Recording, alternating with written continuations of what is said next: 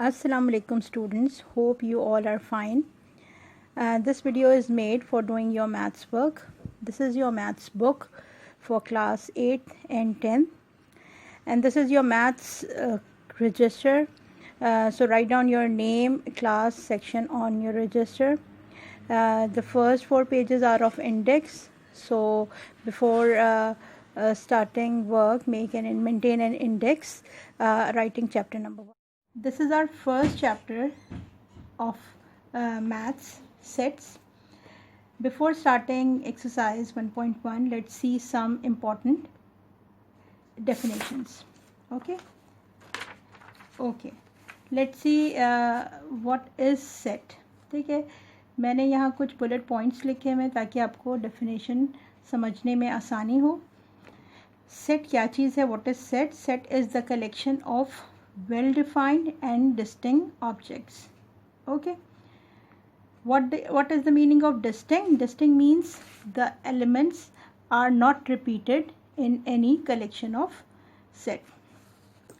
Let's see the example number 1, जिसमें हमारे पास क्या है? the collection of first 5 natural numbers. अब जो आपके पास सेट है, it is well defined because set को देखते ही हम पहचान जाएंगे कि ये किस चीज़ का सेट है. And the elements are not repeated. इसका मतलब क्या है कि this is a set of first 5 natural numbers. अब अगर हम एग्जांपल को देखें बी को, कि बी आपके पास क्या है? कलेक्शन तो है, लेकिन यहाँ पर क्या है कि 2 इज़ रिपीटेड. इसका मतलब क्या है कि सेट जो है वो नेचुरल नंबर का तो सेट है, but it is not distinct. इसका मतलब ये सेट है ही नहीं. ओके, अच्छा, नाउ लेट्स सी. तो सी में आपके पास क्या है? The collection of vowels. अब सेट जो है ये वेल डिफाइंड भी है और डिस्टिंक्ट भी है. इसका मतलब क्या है कि A and C are the set. A is the set of first 5 natural number and C is the set of vowels, while B is not a set because set is not distinct. Okay. अच्छा, अब किसी भी set को किस तरह लिखा जाता है, तो उसके लिए हमें क्या क्या चीज़ें देखनी पड़ेंगी. नंबर 1, कि the name of the set is always written with a capital alphabet. Capital alphabet for its name. ठीक है, हमेशा नाम जब भी किसी सेट का लिखा जाएगा तो वो कैपिटल लेटर से लिखा जाएगा. एलिमेंट्स और ऑब्जेक्ट्स, सेट के अंदर जो भी मेंबर्स होंगे वो क्या कहलाते हैं? दे आर कॉल्ड एलिमेंट्स और objects. They are separated by comma and all the elements are enclosed in a curly bracket. See, the elements are enclosed in a curly bracket. Okay, अच्छा, in case जब आपको alphabet जो है वो as a element लिखना है set में, तो हमेशा क्या करेंगे कि we use small alphabets as an elements of a set. Okay, अच्छा, सेट का ऑर्डर चेंज हो सकता है. ठीक है, फॉर एग्ज़ाम्पल कि अगर आपके पास 5 क्या हैं? नेचुरल नंबर्स हैं, 5 एलिमेंट्स हैं, फर्स्ट 5 नेचुरल नंबर्स हैं, तो वी कैन राइट इट 1 3 4 2 5, 1 2 3 4 5. यानी किसी भी सेट में एलिमेंट का ऑर्डर जो है वो हम चेंज कर सकते हैं, but the element is not repeated. Okay, तो बिफोर स्टार्टिंग एक्सरसाइज हमने सेट में देखा कि सेट क्या चीज़ है. Set is the collection of well defined and distinct objects. किस तरह सेट को लिखा जाता है? It is always the name of the letter is written by a capital letter. Element are separated by comma. ठीक है, and all the elements are enclosed in curly bracket. Alphabets, in case if they are elements, they are written in small letters, and there is no repetition of elements. Okay, how a set is presented? Set can be presented in the following forms. Set can be written as by descriptive method, by tabular method, by set builder form, and by Venn diagram. यानी 4 तरीक़ों से हम किसी भी set को लिख सकते हैं, प्रेजेंट कर सकते हैं. ठीक है, व्हाट इज़ डिस्क्रिप्टिव मेथड? क्या चीज़ है डिस्क्रिप्टिव मेथड? कि अगर आप ऐसा मेथड जो किसी भी सेट को डिस्क्राइब करे. ठीक है, जैसे लिखा हुआ आपके पास the set of first 5 natural numbers. इसका मतलब क्या है कि इन वर्ड से क्लियर है कि आपके पास जो सेट है वो कैसा है, वो उसमें नेचुरल नंबर के 5 एलिमेंट्स हैं। ओके, अगर हम इसी सेट को नंबर से शो करें, ठीक है, डिजिट के साथ शो करें, तो ये टेबुलर मेथड होगा, जिसमें आपने क्या किया, सेट को नाम दिया, ठीक है, सारे एलिमेंट्स को सेपरेट किया बाय कॉमास और इनक्लोज किया कर्ली ब्रैकेट पे। सेट किस चीज़ का था, set is first 5 natural numbers. तो हमने क्या किया, वी राइट 1 2 3 4 एंड 5। ओके, अच्छा, third form is set builder form. अब what is set builder form? Set builder form में हम क्या करते हैं, we use notations, we use symbols. X what represent any element of the set, यानी किसी भी सेट को एक ही वेरिएबल, किसी सेट के किसी भी एलिमेंट को एक ही वेरिएबल से शो किया हमने एक्स से। This bar shows such that how we read the set is x such set x, this epsilon sign shows belongs to. ठीक है, ये क्या चीज़ है, this is belongs to, this is belongs to. इसका मतलब क्या है, x such that x belongs to natural numbers, n represent करता है natural set of natural number को, and x is less than equal to 5 shows that all the elements of natural number which is up to 5 are belong to this set. Okay, the fourth way of presentation is Venn diagram. Venn diagram किसी भी set को अगर diagrammatic show किया जाए वो Venn diagram होती है। Usually universal set is presented by a rectangle or square while the set is shown by a circle. Let's see, आपके पास यूनिवर्सल सेट है, set of first 10 natural numbers यानी 1 till 10 आपके पास है, वाइल ए क्या है आपके पास, इवन नंबर्स, ऑड नंबर्स हैं, odd numbers 1 3 5 7 9। Okay, अब हमने क्या किया कि हमने इसको डायग्रामेटिक शो किया, तो universal set is shown bye rectangle. ठीक है, दिस स्क्वायर कंटेनिंग 1 2 3 4 5 6 7 8 9 10, इसका मतलब यूनिवर्सल सेट के एलिमेंट्स जो हैं वो स्क्वायर में आ गए। वाइल अब इसके ओवरलैपिंग एलिमेंट्स कौन कौन से हैं, 1 3 5 7 9, लिहाजा हमने क्या किया, ए के एलिमेंट्स को शो किया, यानी इस यूनिवर्सल सेट में जो हमारे पास सेट ए है इसके एलिमेंट्स हैं 1 3 5 7 9। Now some important types of set. ठीक है, अच्छा कुछ हम इसमें डिस्कस कर रहे हैं। नंबर 1 एम्प्टी सेट और नल सेट। ठीक है, नाम से ही क्लियर है, a set with no elements is called empty set. ठीक है, it is also called null set. तो it is represented by 2 ways. या तो आप क्या करेंगे, किसी भी सेट को कर्ली ब्रैकेट्स लगा देंगे और कोई भी एलिमेंट इसके अंदर नहीं लिखेंगे, तो इसको हम क्या करेंगे, ये शो करेगा this is a empty set, और it is shown by this symbol, this is called phi. तो यानी एम्प्टी सेट और null set is shown by empty curly brackets or phi. Okay, second is singleton set. Singleton set means any set having only one element is called singleton set. अब आपने देखा यहाँ पर number भी हो सकता है, यहाँ पर अल्फ़ाबेट भी हो सकता है। सो A is the set containing element 2, this is a singleton set. B is the set containing element A, it is a singleton set. Third set is finite set. ठीक है, क्या चीज़ है finite set, a set containing finite और countable number of elements is called finite set. Now again we write first 5 elements, first 5 natural numbers, so they are countable, इसलिए ये कौन सा सेट है, this is finite set. Infinite set, a set containing infinite or uncountable numbers of elements is called infinite set. अब जिसको count नहीं कर सकते वो इनफाइनाइट है, for example a set of natural numbers, लेकिन अब इसमें कितने नेचुरल नंबर्स हैं वो काउंट नहीं कर सकते, लिहाजा this set is infinite set. Okay, again number 5 is equal sets. ठीक है, two set are said to be equal when they have same elements.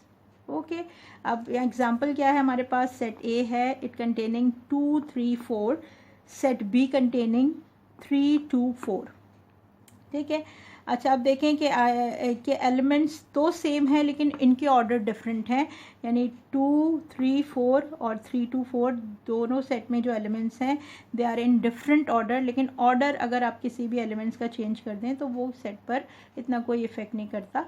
But जब हमने ये देखा कि दोनों के एलिमेंट्स जो हैं वो सिमिलर हैं, इसीलिए हमने क्या कहा कि set A is equal to set B. Okay, अच्छा now what is equivalent set. अब क्या है हमारे पास इक्विवेलेंट में कि any two set in which elements are not same.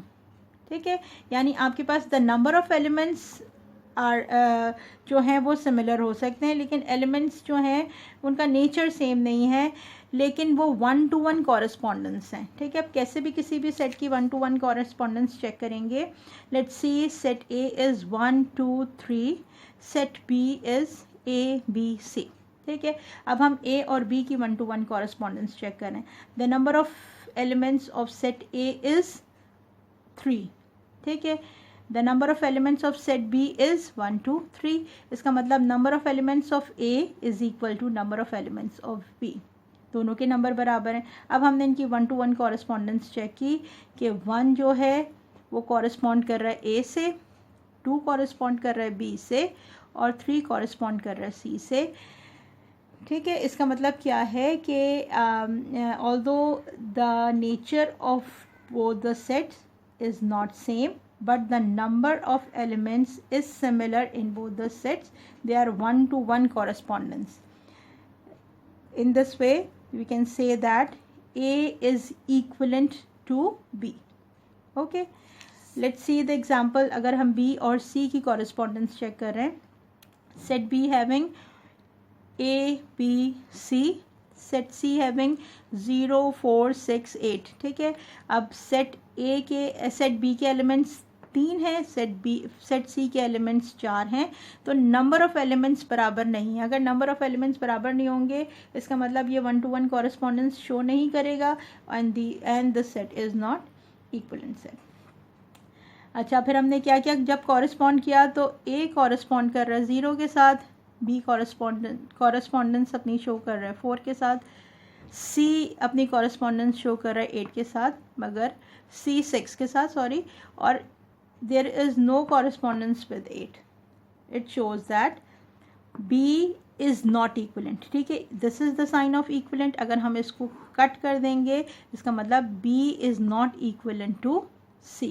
Okay, तो आपने क्या देखा, आपने देखा empty set और null set, singleton set, finite set, infinite set, equal set and equivalent set.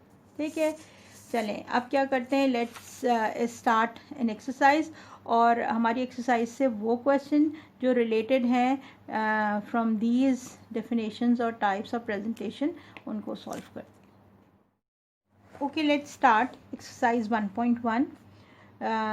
So students, in your fair copy write down exercise 1.1 chapter number 1 and start question number 1. Question number 1 is use both tabular and set builder form to specify the following set. Number 1 or A is the set of positive integers greater than 2 and less than 6. This is the descriptive method. ठीक है, और हमें क्या करना है, हमें इसे tabular form में लिखना है.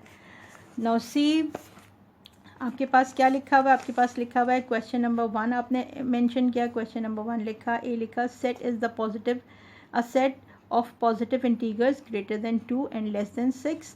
ठीक है, T F shows tabular form. Tabular form में हमने क्या किया, इसको डिजिट से शो किया. Positive integers greater than 2 is 3 4 but less than 6 is 3, 4 and 5. So we write 3, 4, 5. ठीक है, all these members enclosed in a curly bracket. ठीक है, सेम आपके पास जो भी डिस्क्रिप्टिव फॉर्म में सेट था उसको हमने सेट बिल्डर फॉर्म में लिखा, शोज बाय द सिंबल.